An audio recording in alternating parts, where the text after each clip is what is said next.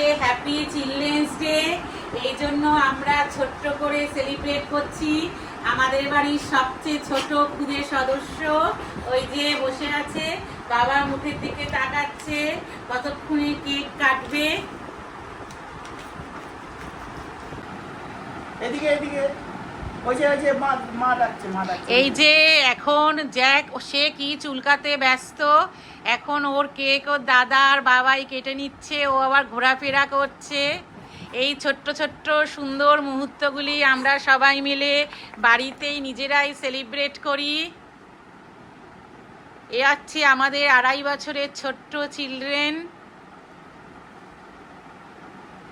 বাবু একটু ভাইকে কেক দে, বাবাকে একটু দে।